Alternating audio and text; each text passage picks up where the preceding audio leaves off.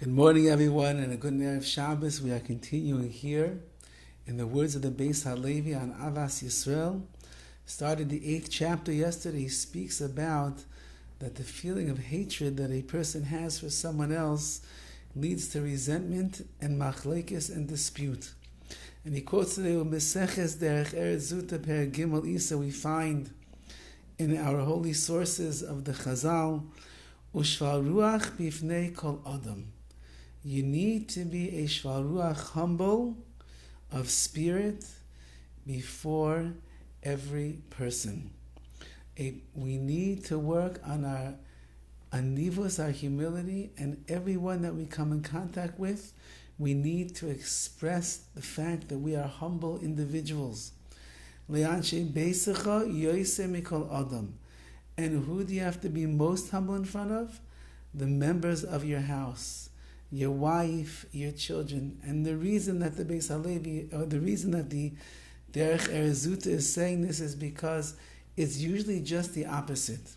When we're around strangers, when we're around other people that have more authority than us, even when we're in the presence of friends, so it's possible to be shval ruach, to be a humble person, because I'm not going to gloat or flaunt myself. I don't really have any power or rulership abilities over a teacher, rulership over someone that has more power than me in this world. Even friends, I'm not going to always exercise my abilities over them.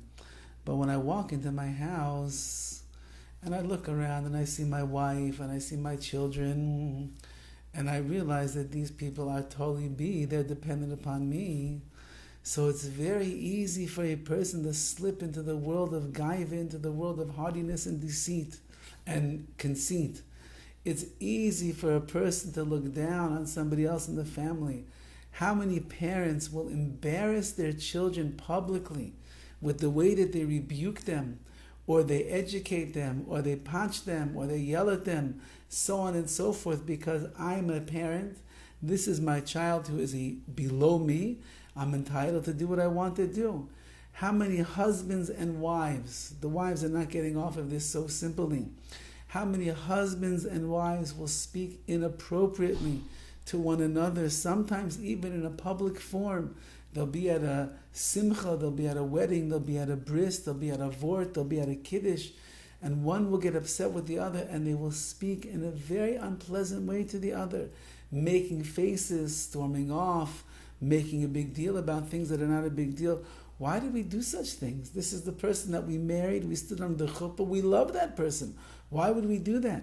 Because we don't have the proper humility when we are dealing with the people that are closest to us.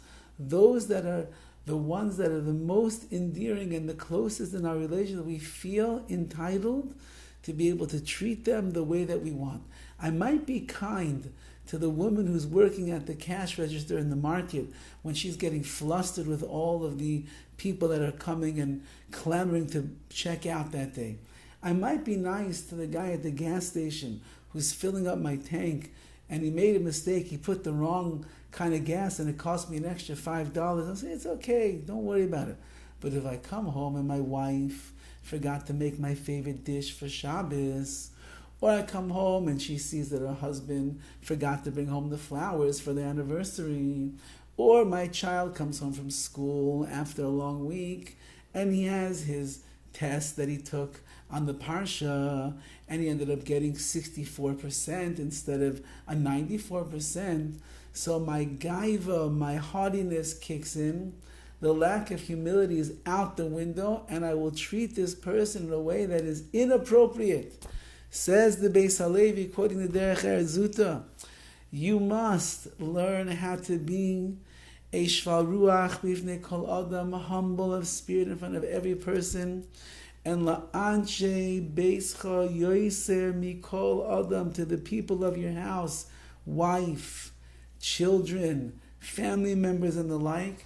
You must be even more humble, because if you're not, it's guaranteed that you're going to abuse the relationship that you have with them and treat them in the wrong way. Especially now during the month of Elul, while we are trying to work on our midas, on our character, to perfect ourselves in the eyes of Hashem. We have now a long Erev Shabbos Kodesh. Friday afternoon is quite long. Many things get in the way as we are approaching the time of the setting of the sun. There are many situations that could arise in one's house. The Satan likes to dance around a person's house on Erev Shabbos to try to get them to scream and to yell and to get upset and not help each other out. Be brave, be strong, be courageous, and be smart, and can remain humble. And if you remain humble, you'll talk nicely to your spouse. If you're humble, you'll treat your children nicely on Erev Shabbos, and certainly by Friday night, by the meal, when the kids are acting wild, you'll be okay. You'll survive. They're not the first kids who were hanging from a chandelier on a Friday night meal. They're not the first kids that weren't paying attention during Kiddush. They're not the first kids that were crawling under the table, grabbing people's feet in the middle of the Suda. Don't worry. Thousands of years have transpired beforehand, and hundreds of thousands of kids have done the same thing, and they're all okay, Baruch Hashem. So therefore, remain humble, remain lowly of spirit, which means my gaiva, my ego, does not get in the way.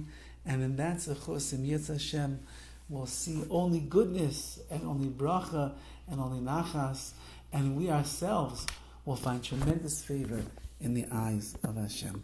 Have a wonderful day and a wonderful Shabbos.